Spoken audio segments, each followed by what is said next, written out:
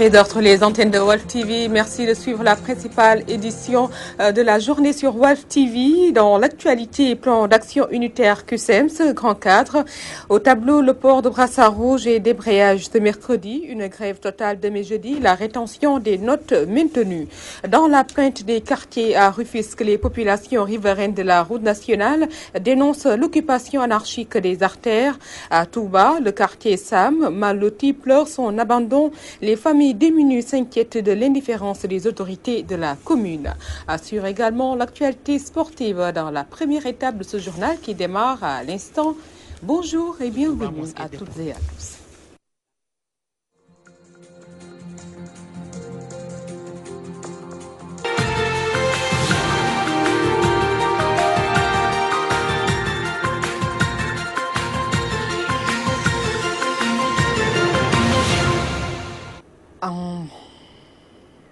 En bref, encore un mort sur la route de Khelcom Biran, à quelques kilomètres de Kaolack.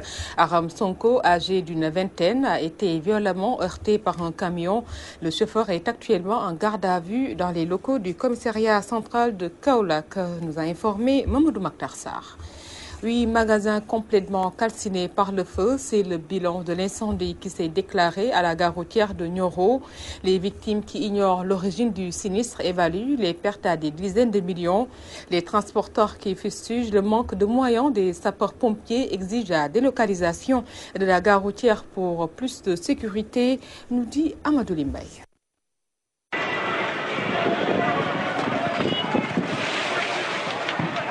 Un incendie a ravagé 8 magasins à l'intérieur de la gare routière de Nioro. Les victimes qui ignorent l'origine du feu estiment que les dégâts sont énormes.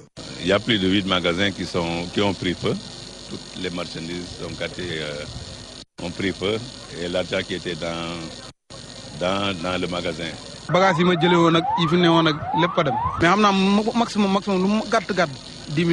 Elle dénonce par ailleurs le manque de moyens des sapeurs-pompiers qui ont eu toutes les peines du monde pour maîtriser le feu. Cela fait plus de 2 heures de temps que les sapeurs ne parviennent pas à maîtriser le feu. Et c'est à cause de manque de moyens. Il est inadmissible qu'une région comme Kaolack ne dispose qu'un véhicule pour des incendies. Les autorités qui ne sont là que pour leur propre sécurité doivent se soucier des populations.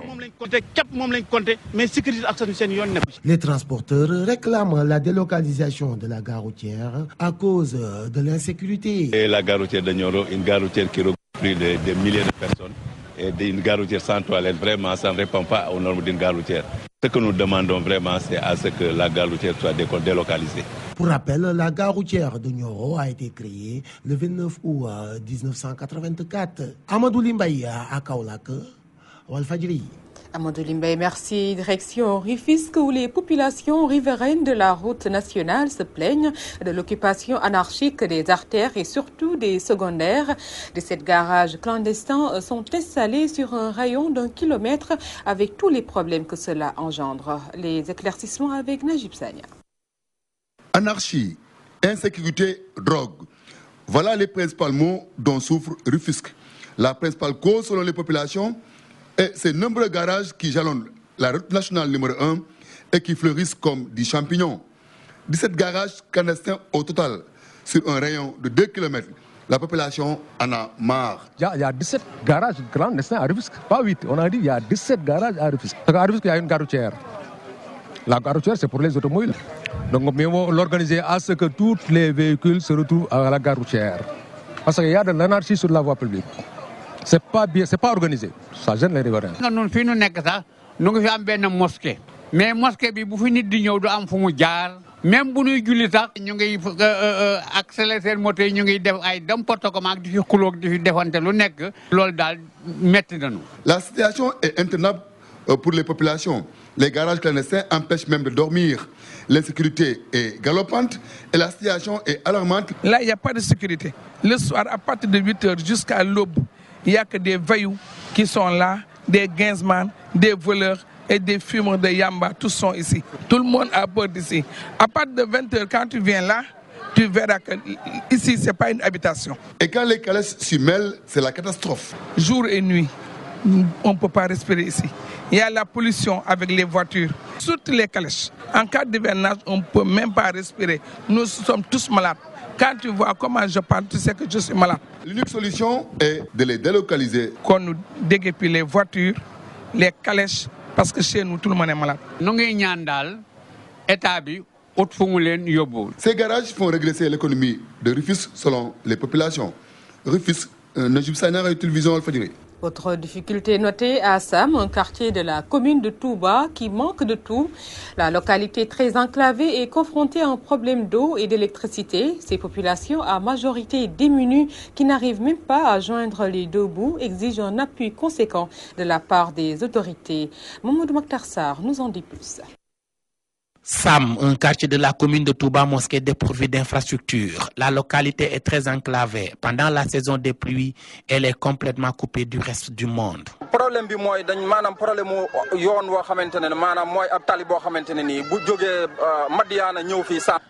Le quartier de Sam est très enclavé. La localité ne dispose pas d'infrastructures routières. Accéder à Sam relève d'un véritable parcours du combattant. Les gens rencontrent d'énormes difficultés. Nos femmes ont tous les problèmes du monde pour accéder à Madiana. Nous exigeons des autorités une route bitumée pour désenclaver la zone.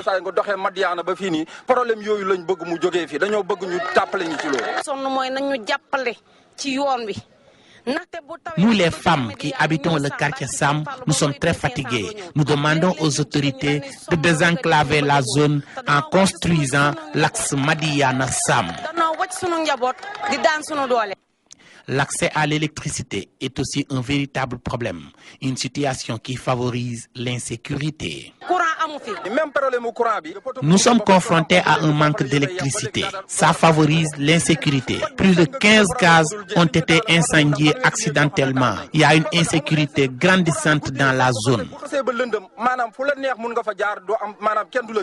Autre problème, Sam ne dispose pas aussi d'eau en quantité suffisante. Des populations n'ont pas accès à l'eau. Nos braves femmes font des kilomètres pour trouver le liquide précieux. Ces populations de Sam, en majorité démunies, qui n'arrivent pas à joindre les deux bouts, exigent un appui conséquent des autorités.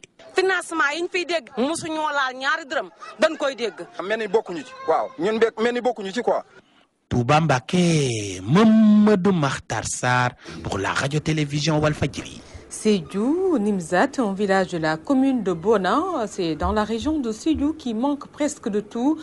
Un puits unique qui dessert tout un village surplombé par des poteaux électriques, mais jusque-là non alimentés. Les populations ont donné de la voix au cours d'une manifestation religieuse pour demander l'appui des autorités dans cette correspondance de Lamine Baye. Nimzat, un village situé sur la route nationale numéro 4 dans l'arrondissement de Bona. Cette localité, contrairement aux autres, ne parle pas des difficultés d'enclavement, mais accessibilité à l'eau potable et l'électricité sont entre autres doléances portées au cours de leur gamot annuel. Dans la localité, c'est un village qui date de près de 40 ans. Il ne connaît qu'un seul puits qui est profond de 40 mètres. C'est dire qu'il y a un sérieux problème d'eau. À ce titre, nous demandons à ce qu'on nous installe un forage. Le réseau téléphonique est assez faible. Parfois, vous pouvez rester une demi-journée sans réseau. Et nous savons qu'aujourd'hui, la communication est un enjeu majeur dans les activités humaines. Nous sommes à le village de Nimzat, qui est à 7 km de Sombundu, qui est un autre village mythique, un autre village religieux. Nous souhaitons que cette route soit faite, à défaut d'être bitumée, qu'on y mette de la latérite, en tout cas qu'on améliore la praticabilité de cette route-là. Nous souhaitons, pourquoi pas, un dispensaire. En fait, on sait que la santé est une préoccupation majeure des populations aujourd'hui, comme de tout temps d'ailleurs. Voilà, en gros. C'est donc dire que dans la région de Sédhiou, aux côtés des religieux, se lose la branche de la protestation pour demander des conditions meilleures de vie. Sédhiou, Walfadjri Radio TV, Lamine Bayo. Lamine Bayo, plongeons dans l'éducation à présent. En bref, pour parler de ce plan d'action unitaire QCEMS Grand Cadre. Ce mercredi 13 avril, le port du brassard rouge, le débrayage à 10h, suivi d'une assemblée générale. Une grève totale est prévue ce jeudi. La rétention des notes est maintenue, ainsi que le boycott des conseils de classe. Éducation toujours, pour parler de la baisse du niveau chez les élèves qui inquiète les parents et enseignants. À travers un forum, ils ont tiré la sonnette d'alarme et appellent toute la communauté à s'investir afin de relever les défis dans les domaines de l'éducation et de la formation. La rencontre s'est déroulée au quartier Médina Fall à Thiès. On fait le point avec Gorgui Samba Ndiaye. La baisse du niveau des élèves préoccupe enseignants, parents d'élèves et autorités étatiques. À Médina Fall, un quartier de Thiès, un forum a réuni les acteurs pour diagnostiquer le mal. Parmi les causes, nous avons cité d'abord le problème de l'instabilité des programmes. N'est-ce pas? On change constamment de programme. On amène un programme. Avant que ça ne soit assimilé aussi bien par les enseignants et par les élèves, on amène un autre programme. Ça pose problème. Il y a aussi le niveau des enseignants qui pose problème. Ça, on le reconnaît. D'abord, un problème au niveau de la formation initiale, qui est très courte, quelques 5 mois. Bien qu'on ait relevé le niveau de recrutement, n'est-ce pas, avec le bac, il y a toujours un problème de formation. La formation initiale d'abord et la formation continue au sein des établissements qui n'existent plus. La démission des parents, la démotivation des élèves, le développement des TIC qui occupent la plupart du temps qui devaient être consacrés aux études sont aussi des facteurs qui aggravent la situation. Un autre problème, le manque de transparence dans la gestion des ressources allouées à l'école vient s'ajouter au mal. Le principal bailleur de fonds de l'école, c'est le parent d'élève qui éjecte. Donc il doit être regardant sur la gestion.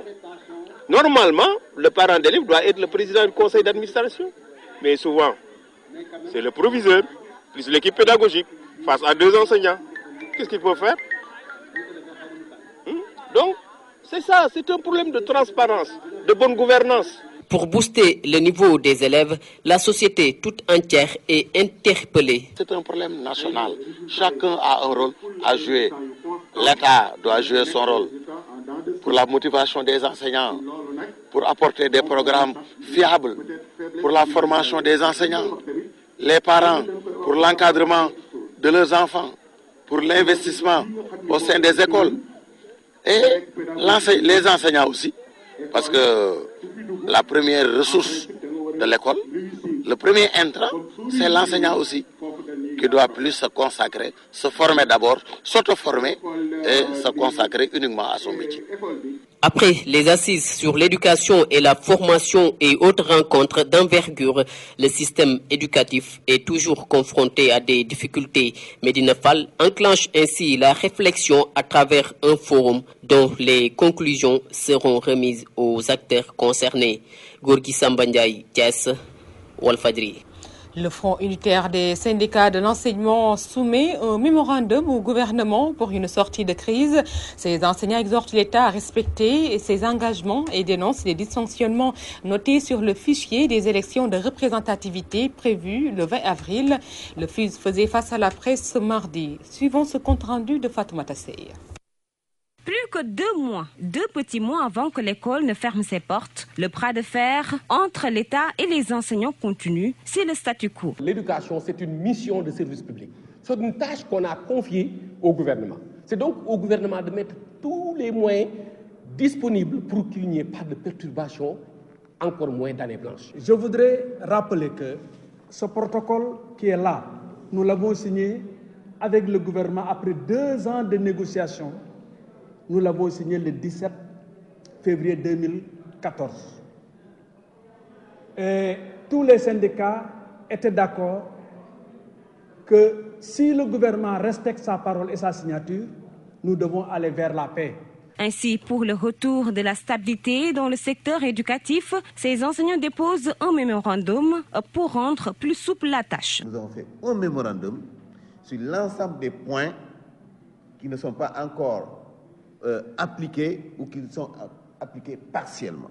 Nous pensons que si le gouvernement s'engage dans la voie que nous avons indiquée, parce que nous avons fait des propositions quand même réalistes et réalisables, évidemment, cela va permettre de restaurer la paix et la stabilité dans le système éducatif.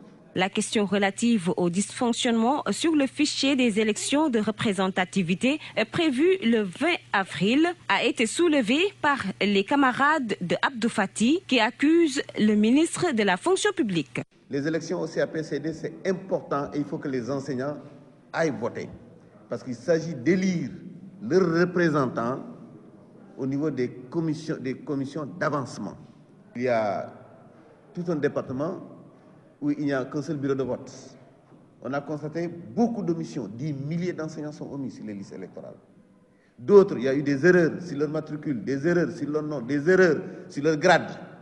Que nous avions signalé à l'autorité, au ministère de la fonction publique, mais bon, qui malgré tout a tenu à respecter son calendrier et qui ne permettait pas de corriger tous ces dysfonctionnements. La sortie de crise peut être envisagée. Selon les acteurs, le mémorandum est sur la table des autorités étatiques. Le compte à rebours a démarré. Parents d'élèves, élèves et enseignants retiennent leur souffle. La balle est dans le camp.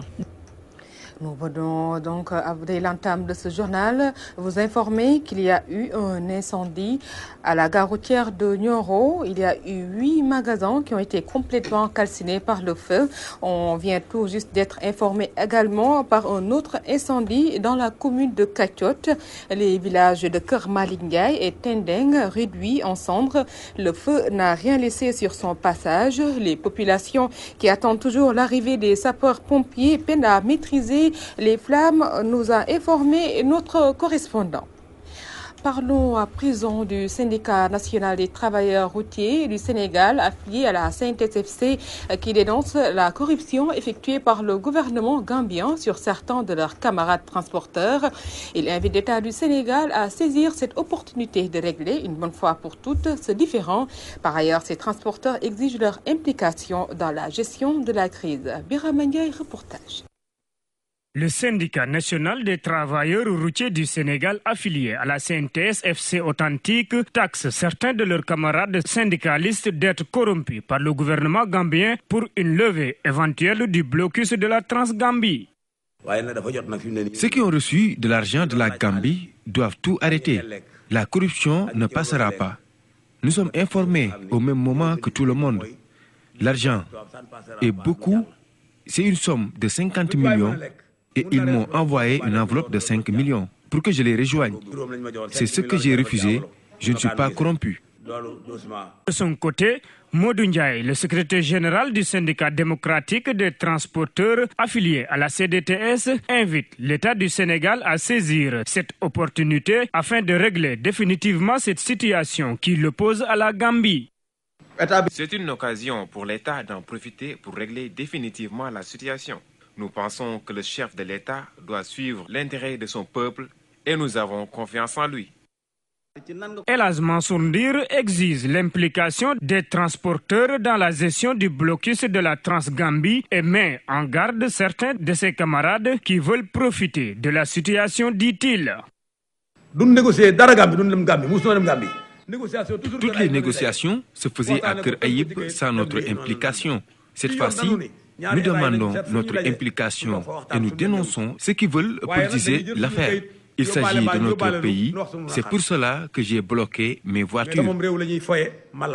La rencontre avec la presse organisée par le syndicat national des travailleurs routiers du Sénégal s'est tenue sous la supervision de Bahaw Diong de la CNTS/FC authentique. Ces syndicats de transport ne sont pas prêts à réemprunter la Transgambie tant que le calvaire vécu au pays de Yaya Jammeh ne prend pas fin. Ils réclament la construction de l'axe Vélingara-Koungkané, un tronçon long de 27 km qui, selon eux, est la meilleure solution. Biramadia, restons avec le syndicat des travailleurs du transport qui raconte leur calvaire qu'ils vivaient en Gambie. Ils ont par ailleurs salué la voie de contournement qu'ils empruntaient. Et également, ils font savoir que ce sont eux qui ont boycotté la Transgambie. Suivons leur réaction. C'est Yaya Jammeh qui pose problème. Il a trouvé ici des accords de transport entre le Sénégal et la Gambie et le cas de la traversée. Tous les deux États doivent trouver un consensus sur d'éventuels prix pour la traversée. Il a tout violé. On nous demande toujours de l'argent en Gambie. Les Gambiens font n'importe quoi lors de la traversée. Les conditions d'hébergement sont mauvaises. Une fois arrivé en Gambie, aux environs de 17 h, tu es obligé d'y passer la nuit. Le seau d'eau est vendu à 1000 francs. Les matelas, pareil. Et on est confronté à des diarrhées.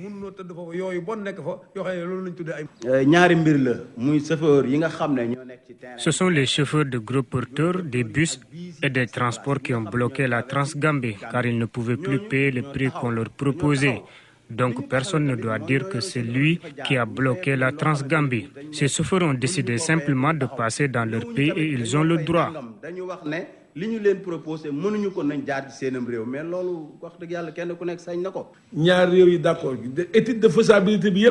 La CEDEAO avait trouvé les fonds pour construire le pont de la Transgambie. Tous les deux pays étaient consentants. On a procédé à la pose de la première pierre. Ce n'est qu'au dernier moment que Yaya Jammeh a refusé la construction du pont.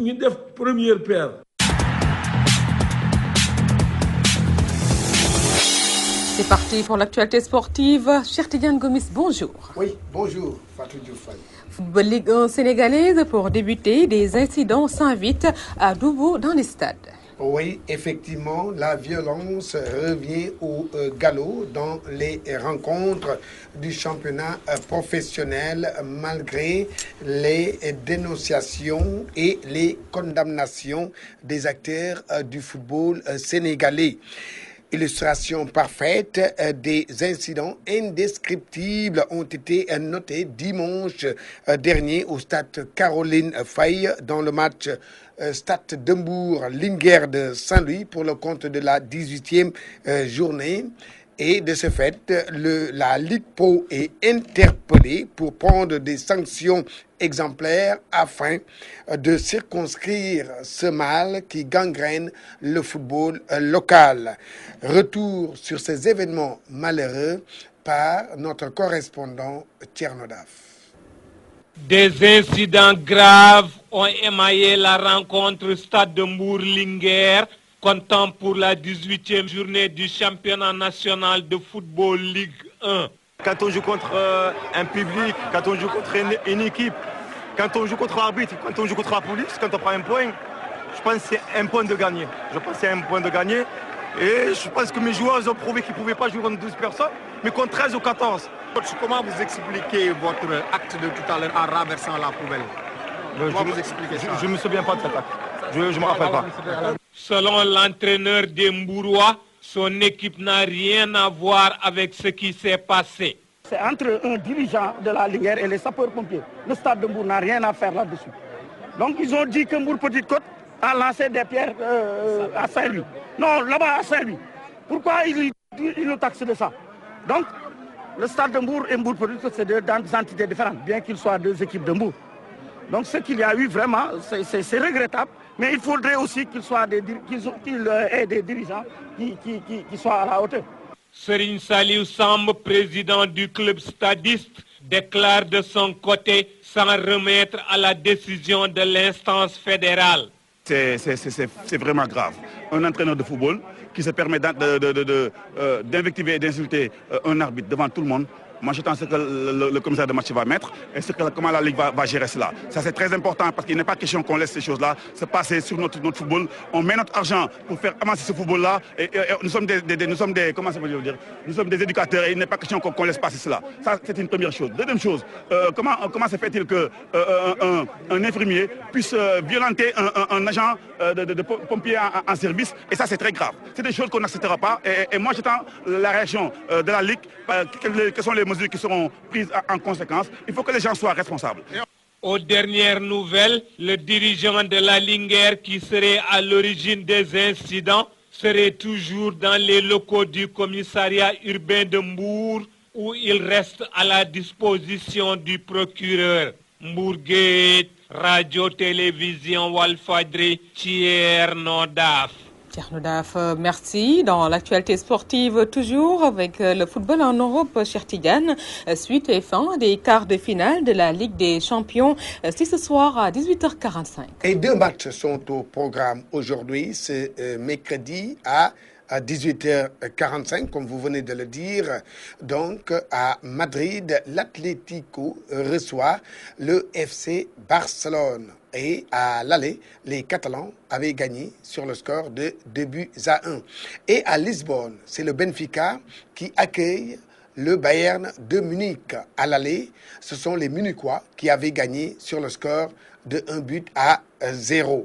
Et hier, c'est un Real renversant qui s'est qualifié aux dépens de Wolfsburg 3-0 et pourtant c'était les Allemands qui avaient gagné la manche aller sur le score de 2-0.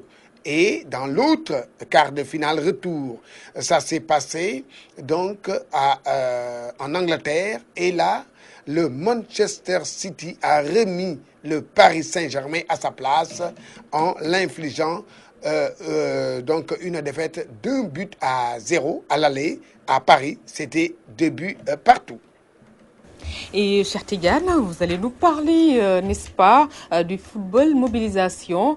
Donc, avant que l'élément ne soit prêt, donc vous allez nous parler donc des Jeux de dames. Ndiaga Samb, toujours maître à Dakar. Oui, le grand maître international a remporté haut la main le tournoi Open de Dakar avec brio ce week-end au stade Léopold Senghor.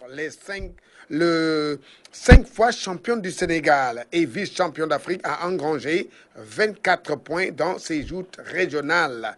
Ndiaga Samb sera l'attraction du prochain championnat national à la tête d'une sélection de Dakaroises pour remporter le titre national. L'équipe de Dakar qui s'est aguerrie dans 3 Open est fin prête selon Dientar Gueye de la Ligue de Dakar.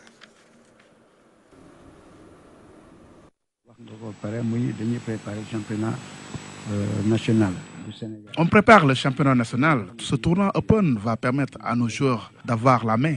On peut dire que nos joueurs sont prêts pour cette compétition. Il reste maintenant à la fédération de déterminer la date du championnat national. On a fait 3 Open et les joueurs sont en forme. Chaque région organise son tournoi Open et les meilleurs sont sélectionnés pour le championnat national. Nous, à Dakar, nous avons fait notre sélection et nous pensons avoir les bons damistes.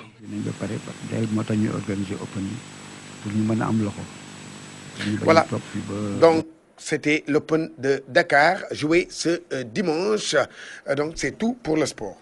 Merci à vous, Cheikh Tidiane Gomis, pour cette actualité sportive qui met d'ailleurs un terme à cette édition qui a été assurée du côté technique par Adjarato Penadia Logué et Mariam Gueye.